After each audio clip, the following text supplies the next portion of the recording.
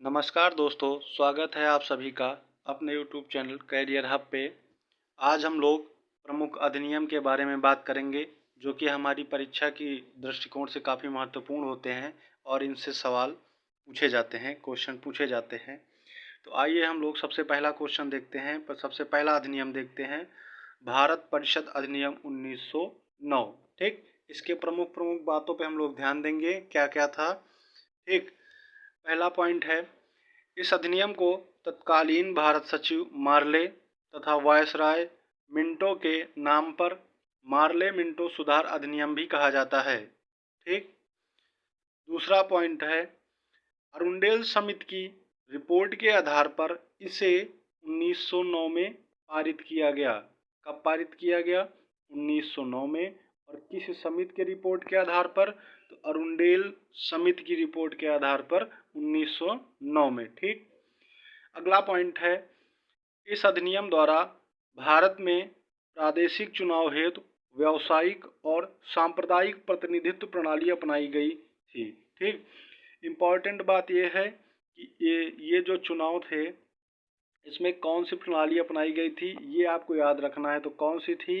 व्यावसायिक और सांप्रदायिक प्रतिनिधित्व प्रणाली। ठीक, अगला पॉइंट है, इस अधिनियम में अंग्रेजों द्वारा मुसलमानों के लिए पृथक मताधिकार तथा पृथक निर्वाचन क्षेत्र की व्यवस्था करके फूट डालो और राज करो की नीति अपनाई गई थी। बहुत मुख्य बिंदु है ये, और अक्सर ये परीक्षा में पूछा जाता है, तो इस पर आप मुख्य ध्यान देंगे। क्या था? मुसलमानों के लिए अलग से मताधिकार, मतलब पृथक मताधिकार तथा पृथक निर्वाचन क्षेत्र की व्यवस्था की गई थी अंग्रेजों द्वारा। और अंग्रेजों द्वारा जो ये व्यवस्था थी, इसको कहा जाता है फूट डालो और राज करो। ठीक, इस नीति को क्या कहा जाता है? फूट डालो और राज करो। ठीक, अगले पॉइंट पे ध्यान देते हैं। अगला पॉइंट है, इस अधिनियम द्वारा सर्वप्रथम भारत परिषद तथा वायसराय की कार्यकारिणी परिषद में भारतीय सदस्यों को शामिल किया गया था। ठीक, जो भारत परिषद था वो इंग्लैंड में स्थित था। ठीक, तो कौन कौन से सदस्य थे इसको जानते हैं। इंग्लैंड में स्थित भारत परिषद में दो भारतीय, केसी गुप्ता और सैयद हुसैन बिलग्रामी को नियुक्त किया गया था। ठीक, भारत परिषद में कौन से दो भारतीय थे? एक केसी गुप्ता और दूसरे सैयद हुसैन बिलग्रामी। ठीक, इन दोनों को भारत परिषद में नियुक्त किया गया था। ठीक, और वायसराय की कार्यकारिणी में एसपी सिन्हा को विधिक सदस्य के रूप में शामिल किया गया था। वायसराय की कार्यकारिणी में किसको शामिल किया गया था? एसपी सिन्हा को, जो कि एक विधिक सदस्य के रूप में शामिल हुए थे। ठीक, एसपी सिन्हा वायसराय की कार्यकारिणी में शामिल होने वाले पहले भारतीय थे। वायसराय की कार्यकारिणी में शामिल होने वाले पहले भारतीय कौन थे? एसपी सिन्हा। इन्हें बाद में लॉर्ड की उपाधि से भी विभूषित किया गया था। ठीक, तो ये हमारे पॉइंट थे किसके?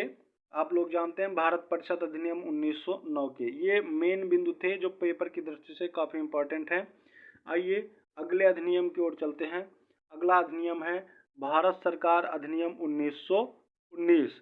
ठीक, या फिर इसका दूसरा नाम मॉन्टेग्यू चेम्सफोर्ड सुधार अधिनियम भी कहा जाता है।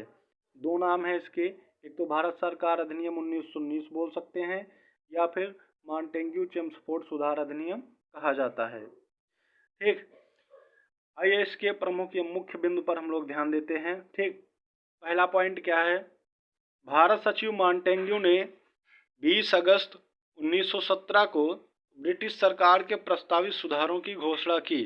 ठीक, दूसरा पॉइंट है, जिसमें मतलब जो भी इनके प्रस्तावित सुधार थे उसमें क्या था जो घोषणा की थी, जिसमें भारत को स्वतंत्र डोमिनियन की स्थिति प्रदान करने की बात कही गई थी। स्वतंत्र डोमिनियन, डोमिनियन का मतलब होता है स्वशासन। भारत को स्वतंत्र स्वशासन प्रदान करने की बात कही गई थी। किसमें?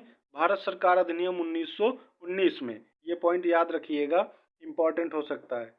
अगला क्वेश्चन है, अगला पॉइंट है, जुलाई 1918 में मॉन्टेग्यू चेम्सफोर्ड रिपोर्ट प्रकाशित किया गया। इस रिपोर्ट के आधार पर भारत शासन अधिनियम 1919 पारित किया गया। कब पारित किया गया? जुलाई 1918 में प्रकाशित हुआ और इसी रिपोर्ट के आधार पर भारत शासन अधिनियम 1919 पारित हुआ। ठीक, अगला पॉइंट है इसका, जो कि मुख्य पॉइंट है, इस पर आप लोग ध्यान दीजिएगा। इस अधिनियम के द्वारा पहली बार प्रत्यक्ष चुनाव प्रणाली अपनाई गई तथा महिलाओं को भी मताधिकार दिया गया। किस अधिनियम द्वारा प्रत्यक्ष चुनाव प्रणाली अपनाई गई? तो वो है भारत सरकार अधिनियम 1919 या मॉन्टेग्यू चेम्सफोर्ड सुधार अधिनियम 1919। ठीक, और इसमें महिलाओं को भी मताधिकार दिया गया। बहुत ही मुख्य बिंदु है ये। अगला पॉइंट देखते हैं। अगला पॉइंट क्या है? इस अधिनियम के द्वारा सर्वप्रथम केंद्र में द्विसदनात्मक विधायिका स्थापित की गई। अब ये भी पॉइंट महत्वपूर्ण है कि केंद्र में द्विसदनात्मक विधायिका किस अधिनियम के तहत स्थापित की गई थी? वह अधिनियम है भारत सरकार अधिनियम 1919 या मॉन्टेग्यू चेम्सफोर्ड सुधार अधिनियम। ठीक, अगला, अच्छा मतलब क्या था केंद्र में द्विसदनात्मक विधायिका क्या थी? ये था कि अर्थात केंद्रीय विधान परिषद, जो कि अब राज्य परिषद, इसका एक पार्ट राज्य परिषद था जिसको उच्च सदन बोलते थे, तथा दूसरा था विधानसभा जिसको निम्न सदन बोला जाता था। इन दोनों पार्टों में डिवाइड हो गई थी। इसी को कहते हैं द्विसदनात्मक विधानमंडल। ठीक, इसी में केंद्रीय विधान परिषद द्विसदनात्मक विधानमंडल में बदल गई थी। केंद्रीय विधायिका है, द्विसदनात्मक विधायिका है। ठीक, अगला क्वेश्चन पे ध्यान देते हैं। अगले पॉइंट पे ध्यान देते हैं। अगला पॉइंट है, इसी अधिनियम के द्वारा प्रांतों में द्वैध शासन स्थापित किया गया था। प्रांतों में द्वैध शासन इस अधिनियम की मुख्य विशेषता थी। किस नहीं होगा भैया? इस होगा। ठीक, इसी अधिनियम के द्वारा प्रांतों में द्वैध शासन स्थापित किया गया था और प्रांतों में द्वैध शासन इस अधिनियम की मुख्य विशेषता थी। तो अगर क्वेश्चन आए कि प्रांतों में द्वैध शासन किस अधिनियम के द्वारा स्थापित किया गया था, तो ऑप्शन दे सकते हैं भारत सरकार अधिनियम 1919 या फिर अधिनियम 1935 या फिर अधिनियम 1909। तो किस अधिनियम के द्वारा होगा? भारत सरकार अधिनियम 1919।